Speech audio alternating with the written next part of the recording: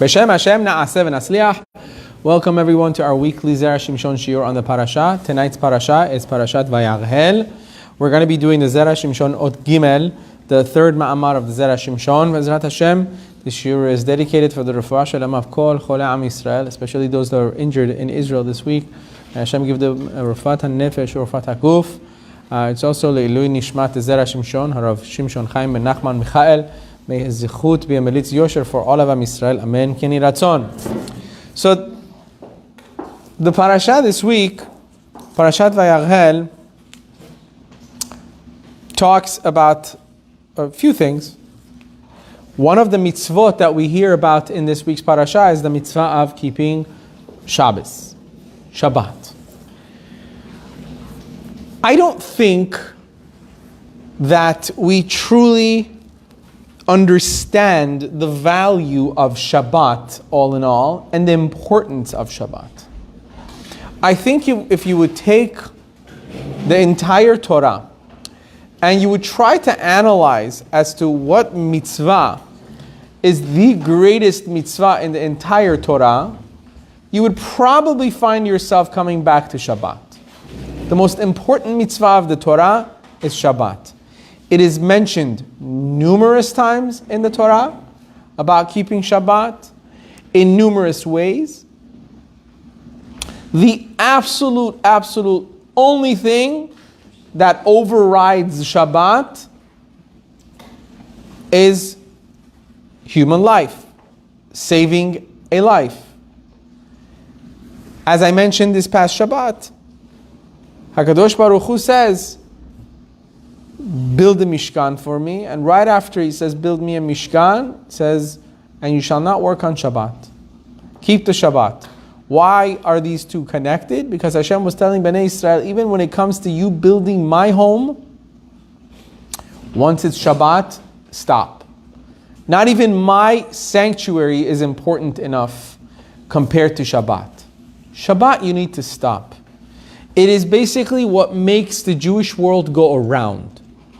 And unfortunately, and I'll say unfortunately again, because many Jews in the world have not tapped in, have not been able to, or don't understand enough to be able to tap into this wonderful gift of Shabbat. Not only in the physical terms is it a gift, but also in the spiritual terms. In the physical terms, I mean, no one can argue, right? We have a day of rest no matter what. It gives us time to be with our families. It gives us time to recharge. It gives us time to be with our own thoughts. It gives us time to recollect ourselves and go forward again. I could not, for the life of me, I could not imagine a life without Shabbat. I cannot. I don't know how people do it. I don't know how people use their phones on Shabbat. I don't know how you could not disconnect for one day from your phone. And the only thing that I see is that because they've never done it, they don't know. They think it's normal. But once you stay away from the phone for a few weeks, oh, you'll see. Like, it's crazy. It's a different world. You realize, am I right? Like, you've experienced it. Like, now, is it hard for you to put your phone away? No, it's like you can't wait on Friday to turn it off. It's incredible, right? First you're like, I can't put it away, but then after a few weeks you're like, and I have this experience in Israel whenever we have our Israel trips. Many of the kids in our group decide on their own that they wanna just unplug. Because you're in Yerushalayim or you're in Tzfat, it's like the aura around you, everything shuts down. You almost feel like, why wouldn't I? You go out in the street and there's no cars. No one's everyone's walking with their children in the streets. So when they unplug, and almost every single one of them tells you afterwards, that experience was incredible to be able to just with no shame, just put the phone away and not go back. It's an amazing experience. But that's the physical aspect of Shabbat. But there is a huge spiritual aspect of Shabbat, which is the connection between us and HaKadosh Baruch Hu. Hashem, in His wisdom, has said that Shabbat, Ot hi beni ubenechem. It is a sign between me and you. Only me and you, nobody else. As we've said before, Shabbat is only given to Am Yisrael. right? It is not given to any other nation other than Jews. Because it's our connection with HaKadosh Baruch Hu. It's the one thing that we have with Him. However, the Zera Shimshon is going to bring something out today that I thought was very interesting. Obviously. It's funny, by the way, I want to just give a shout out to all those that listen to the Shiurim.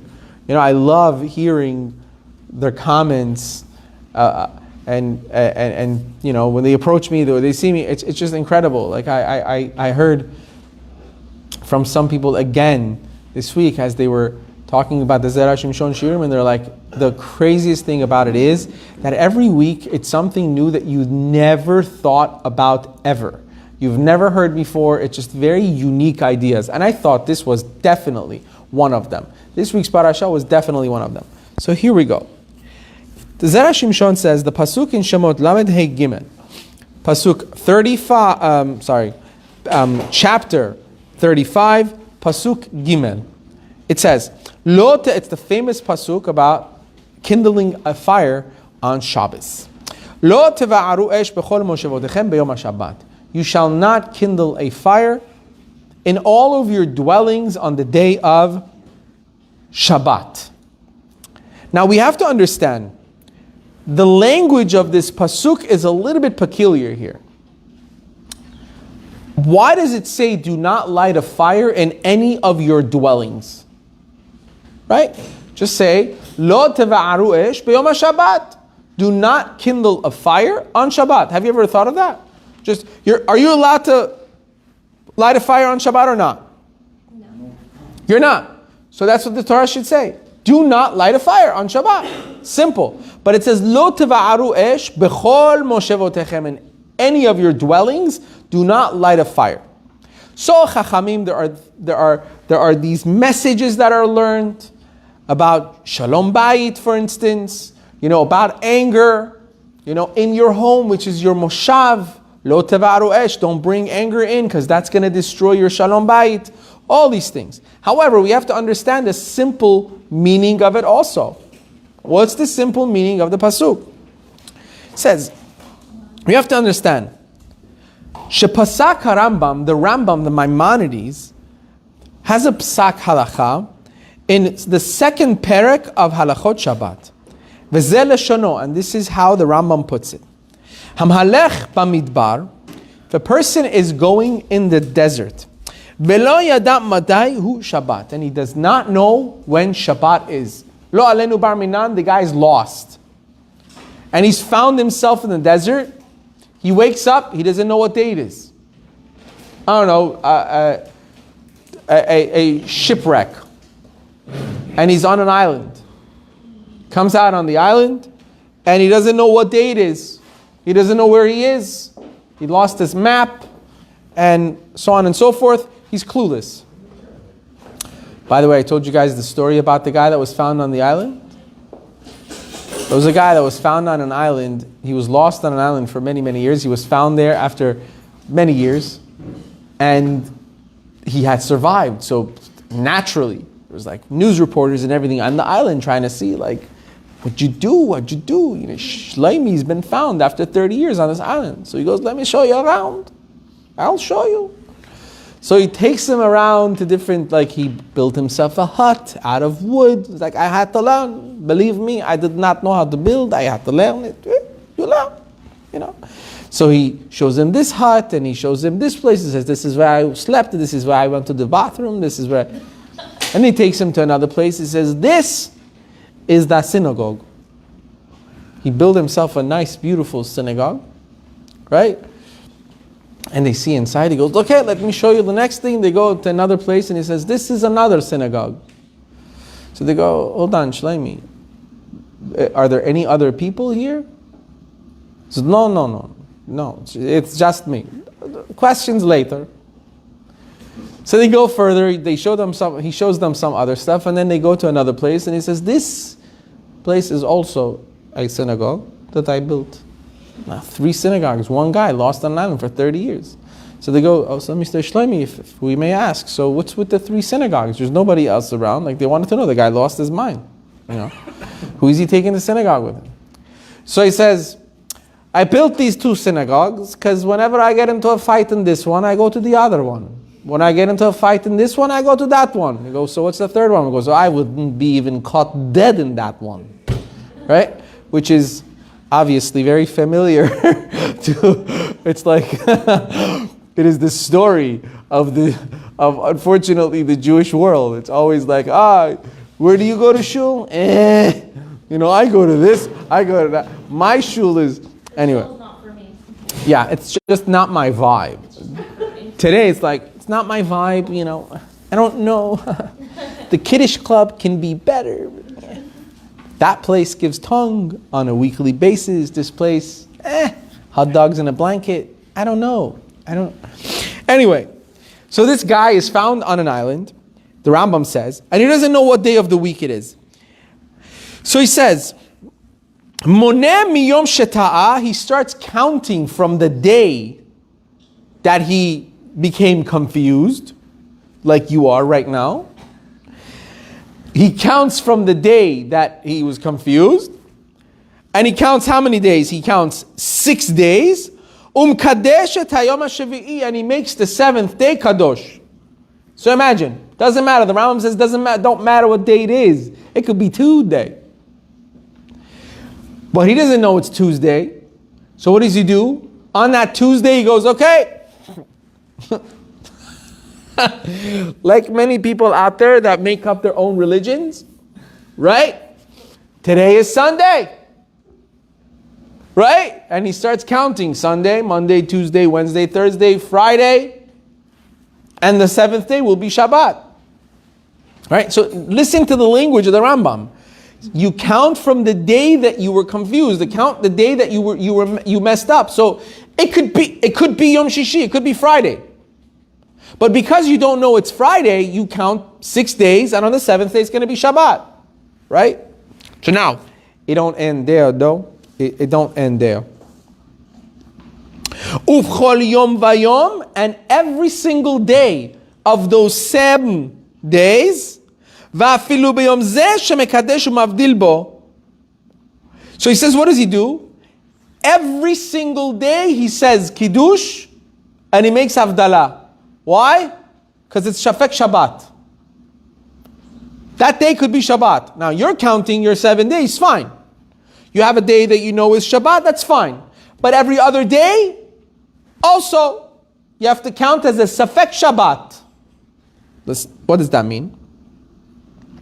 And he says, even on the day that is your Shabbat though, even on the day that you counted as your Shabbat, on the 7th day that you counted, mutar lo la'asot melacha keder parnasato. He is allowed to do melacha for his safety, for his life. Meaning on all of these days, he's allowed to be breaking Shabbat because it's his life. He's in a desert. He's in a forest. He's in a jungle. Wherever. He's lost. Right? So for his survival, he's allowed to break Shabbat. However, in a minimal sense, but every single day yet has to be treated as a Safek Shabbat, a questionable Shabbat, and then his Shabbat could be on a Tuesday, as far as he knows. He's counting. Well, what does he know? He's counting his 7 days. Kedeh shelo yamut, so that he does not perish. Chas v'shalom. Ad kal nesholom. Until here is the Rambam. If you thought the Rambam wasn't incredible, now you know. The Rambam was incredible. So now the Zera Shimshon comes in. He says, V'zeh lo teva'aru esher b'chol moshevotechem b'yom HaShabbat. This is, he says, look at how he reads into the words. I love it. It's so interesting. He says, this is why the Pasuk says, do not kindle a fire anywhere b'chol moshevotechem, in your dwellings. Which means what? Kelomar, bechol moshevotechem, in your dwellings, in the cities that you live in. If you're confused in the city that you live in as to what day it is, check yourself in. Because in a city, everybody knows what day it is. I don't think in any city or any country, any one nation ever got up and said, what day is it today? Right? Never happens because somebody knows what day it is. Everybody knows what day it is. Right? So he says, in your cities, in your dwellings, you can never kindle a light. And you're not allowed to do any other melachot b'yom HaShabbat, on the day of Shabbat.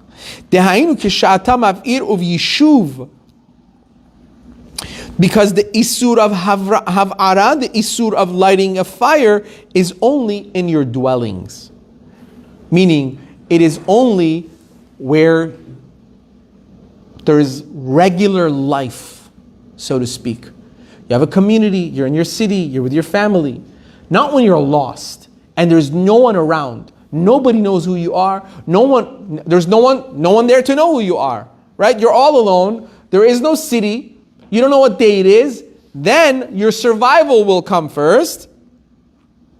Therefore, because this is pikuach nefesh, aval, im tihya bamidbar, az titztarech la'avir esh af b'Shabbat. When you're in a desert, you're going to need to light a fire, even on Shabbat. It's your survival. It's going to go to freezing degrees at night, and you're going to need to light a fire, right? Kedei la'asot parnasatcha, in order to be able to live. So he says, ve'efshar, therefore, it is possible. Shelazer ramaz hakatuv ba'omro. This is what the pasuk meant in the Torah, where it says, Sheshet yamim ta'avod va'asita kol melachtecha.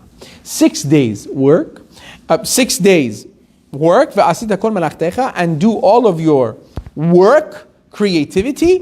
Ve'yom ha'shivi'i Shabbat la'Hashem, and on the 7th day is a Shabbat Hashem, for Hashem your God. Do not do melacha. So to say, kol zeman shebesheshet yamim tuchal la'asod kol melachtecha, any time that there is a possibility in those 6 days for you to do your work, meaning he's saying, anytime you know when the 6 days are, that you're allowed to do work, meaning, you know today's Sunday, you know tomorrow's Monday, you know the next day is Tuesday. When you're in a situation that you know the days of the week, then you're allowed to do your work. You can do whatever you need to do during the days of the week. On the 7th day Shabbat, do not do any work. However, when you are lost in a desert, you can't do all your work on those 6 days. All of your work. Why not?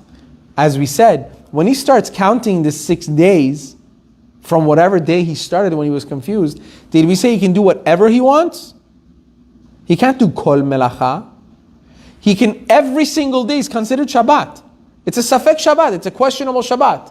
He's counting in his mind as if today is Sunday, but who said? It could be Shabbat. So the only work he's allowed to do or she's allowed to do in the desert is things of survival. You need to light a fire, light a fire. You need to kill an animal, kill an animal. You need to uproot something from a tree, you do it for your survival. But other extra things, there is no extra thing. Everything is your survival right now. You're trying to survive, right? So he says, in that sense, you're not allowed to do everything. Therefore, when it says, Sheshet yamim ta'avod v'asita kol melachtecha, work 6 days and do all of your work, it's only talking when you're in a place where you could do all of your work every day of the week except for Shabbat. Here, you can't do all of your work every day of the week in a desert. Because every day when you're lost and you don't know what day it is, every day is considered Shabbat in a sense. As af bayom ha'shibi'i, in that sense, even on the 7th day, according to your calculations, lo tuchal lishmor, you can't really keep Shabbat. Even if you think it's Shabbat, you still can't keep it fully. Lo ta'aseh kol melacha mipnei she'af be'oto hayom titztarech la'asot melacha. Even on that day, you're obligated to do melacha. Even on that day, unfortunately, you're incapable of keeping Shabbat. So that pasuk cannot be referring to somebody that's not in a moshav, that is not situated in a city. Therefore, the Zera Shimshon has a beautiful way of looking at this pasuk. Very technical, very simple, but technical. The Zera Shimshon is basically saying, when the Torah says, Lo teva'aru esh bechol moshevotechem, do not light a fire in any of your dwellings, It's literally talking about your dwellings. Because when you're dwelling surrounded by people, you know when Shabbat is, therefore, Tevaru Esh, lighting of kindling of fire is Asur. However, saving a life is different. So therefore, when Chas v'Shalom, someone's lost in a desert, and there is no other way of survival other than breaking Shabbat, and it's no longer a moshav, it's no longer a city, you're no longer with other people, therefore the pasuk is not forcing you not to light a fire. It's telling you over there, you're allowed to light a fire. What if you are with a group of people? And if you know what day it is, then you're good. But every day is a surviving day. But what it is saying is that what it means by a moshav is that you're not lost in a desert. Moshav means a dwelling. Right. You have a community. It's a set, But what if a group of people got lost in the desert?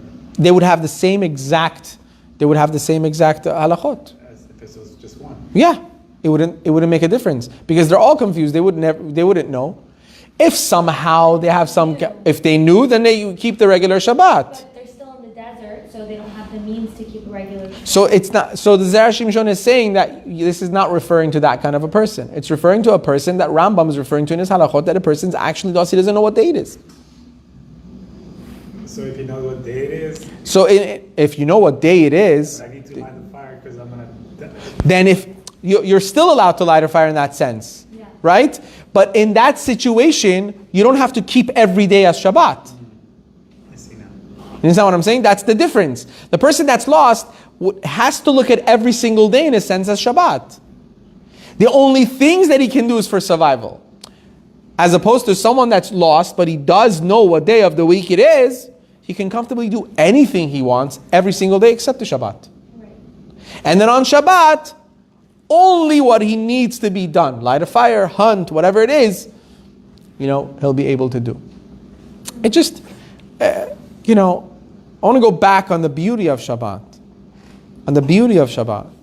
I don't know if you guys were here on Shabbat when I spoke about the cab driver that Rabbi Sparrow, who's a writer, was telling the story about the cab driver. Were you here on Shabbat? I'm going to say it again anyway. You were here on Shabbat?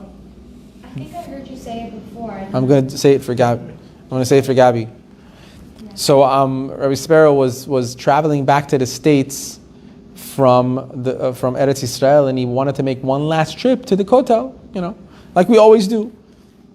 We want our last stop to be by the Kotel, just to say, see you later. Hashem, help me come live here. Please, I beg you. Think about it. When was the last time you were at the Kotel and you actually davened and you said, Hashem, please rebuild this temple so I don't have to ever go back anywhere else? It would be a powerful tefillah. That's what we should really daven at the Kotel. So he wanted to go daven, and he gets himself a cab. Now he's on the way to the airport. He asks the cab driver to take him to the Kotel, but now he has all of his luggage, and he doesn't know what to do. He decides he wants to tell the cab driver to wait for him outside, but he's got all of his belongings. He doesn't know. He trusts him not. The cabbie that picks him up is some guy with a shaved head. What does he know? So he says, can you wait for me? The guy says, sure, I'll wait for you. Right? So he still takes his laptop and some of his expensive stuff with him, right? Things that he can't replace so easily. He goes and davens and cries, and he comes back, and the cabbie's waiting there. And as they're driving, the cabbie sees how much he's cried. He says, it's amazing, no? He's like, he says, I said, yeah, it's definitely, it's breathtaking, the Kotel, something. He says, you know what else is unbelievable? Shabbat. That's what the cab driver says. He says, Shabbat yakar meod. Shabbat is very precious. So I'm sitting there thinking this guy's telling me about how yakar Shabbat is. I want to hear this guy's story. So he tells him his story. He says he used to live in the States for 20 years, the cab driver, both New York and California. When he started out, he was penniless. He was working for a furniture company, and it was owned by two partners, both Jewish, right? A Brazilian, I think, Jew and an Israeli Jew. And he was getting, some kind of salary and I guess commission by selling stuff. He was a salesperson for a furniture company. Says it came few months, and these guys, the partners, came to him and said to him, "Listen, we're going to start having the offices open on Shabbat, so we need you to come in on Shabbat." He's like, "I heard this. I was taken so aback. Like, how could one Jew ask another Jew to break Shabbat? Like, I've never, Shabbat is so important. Why would you work on Shabbat?" And I was so hurt by it. So I'm like, I'm sorry, I don't work on Shabbats. They're like, "Okay, you don't work on Shabbat, you're fired. We don't need you." And they fired me on the spot. It's like, I was really hurt. I went to Williamsburg to a client of mine. He wanted to possibly see if that guy will give him a job, a religious Jew. So the religious Jew sits down with him and says, "Tell me, why did they get rid of you?" He says, "Listen, to be honest with you, they wanted me to work on Shabbat. I didn't want to work on Shabbat, so they fired me." Because they fired you because you wanted to not work on Shabbat? It's ridiculous. He's like, if that's what they did, I'm never doing business with the company again. That was a big blow. Because his account was $50,000 a month that he was bringing in, right? That's like over $500,000, what? Over $500,000 a year. Calls the company and he says, "I'm cutting ties with you guys because so-and-so told me that you fired him because of Shabbat. No longer going to work with you guys." Doesn't take too long for them to call him back and say, "You're rehired and you don't have to work on Shabbat." Just to keep that client. She says, "So they hired me back. I'm working. Within 9 months, all of what I'm about to tell you happened within 9 months after I got rehired. A few months after that, one of the partners sold his share. This Brazilian, I think, partner sold his share to the Israeli partner, right? A month passed, the Israeli partner didn't want to have the entire share of the company. So he came and offered half of the share to me. To which I replied, I can't afford it. How am I going to buy a company? Half a company. So he said, I'll make you a deal. We'll be partners, and whatever money you make right now until you buy the half of the company, I take 50%. 50% of your profits is mine until you buy half the company from me. I agreed. Within a few months, not only did I buy my share already, I bought his share, and I became a sole owner of the entire company. Within 9 months, I own my own furniture company. It's like that was 20 years ago. I still own the company now. My children run it. And I go back and forth, I guess, collect my money whenever I want. I am extremely wealthy. I only drive a cab as a hobby. Imagine that. Cab driver as a hobby. All why? Because he wanted to keep Shabbat. Because he wanted to keep Shabbat. And so many of us, unfortunately, do not know the value of Shabbat. We think Shabbat is like, some of us think like Shabbat's like, It's like I don't understand how people sometimes, I understand that schedules could be very, very tight at work, especially when people work for other people, right? But sometimes I don't understand how people that work for themselves, they have their own hours, and they're in their offices or in their businesses till like last seconds. We're like, yeah, I didn't have time to shave, because like I got clients, and I had to make it to shul, right? You would never, ever catch that same guy, unfortunately, at a wedding, unshaved like that, saying, yeah, I had a client, couldn't shave. No, you wouldn't, because they'll manage, right? When it comes to Shabbat, sometimes we don't see the value of it. Shabbat is Ot Hi Beni Uven Bnei Israel. It's the sign between us and HaKadosh Baruch Hu. And further on, the Zera Shimshon goes on to say how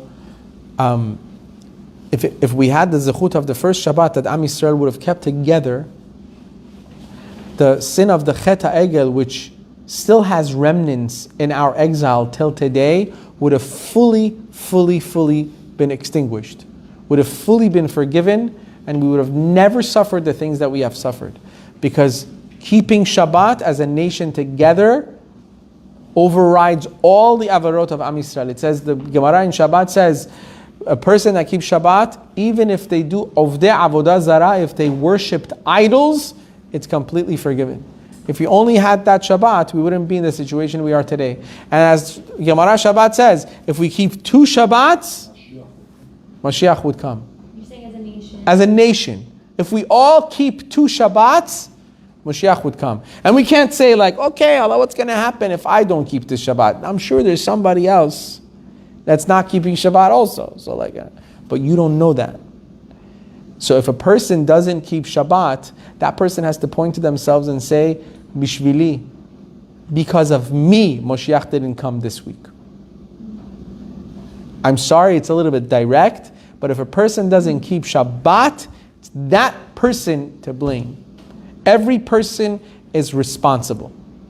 You know, so it's like that mashal they give, that a city wanted to, the king was going to visit the city, and they wanted to honor him, so they bring a huge keg out in the middle of the city, and they said, everyone chip in wine, we'll pour wine, and so when the king comes, we'll have wine for everyone. Everyone puts a little bit, by the time the king comes, it'll be a huge keg of wine. So, there was a like a Baal Chanut, like a store owner, regular store owner. He says, listen, I don't got like that much, you know, like what does it mean if I bring wine? You know, everybody's got wine like me. No, so he brings water, puts water in the keg. And he says, it won't make, believe me, no one's gonna taste the water, no one's even gonna know, because there's gonna be so much wine in there, no one's gonna notice the difference, right? No one's gonna be like, oh, one person didn't bring wine. Comes the king, they open the keg, clear water comes out. Oh, what happened? Turns out everybody in the city thought the same thing. No one's going to notice. I'll put water, Allah he'll put. Askar will put wine. Turns out Askar didn't put wine. He also put water. You know, Jamshid was thinking David's going to put wine. But you know what? David also put water. So between Askar, Jamshid, and David, it was a keg full of water, right? And that's the same thing when it comes to everyday mitzvot that we have to do together. Don't think, if I don't do it, someone else will. Someone else won't. Like that big tzaddik, I don't remember one of the chachamim, it was on the day of Purim. They find him on Purim, when everyone's dancing and drinking, he's learning Torah. They come to him and they say, Kvod Harav, why don't you? He says, I felt like if everybody's dancing, who's learning Torah? Who's keeping the world running? I was so terrified, I had to sit down and learn. That's keeping the world going. That's the person that keeps the world going, to feel the responsibility of, there has to be people keeping Shabbat, there has to be people learning Torah, and if we just knew the value, we ourselves would be just that much more valuable in our own eyes and in HaKadosh Baruch Hu's eyes. Baruch Adonai Le'olam, amen, amen.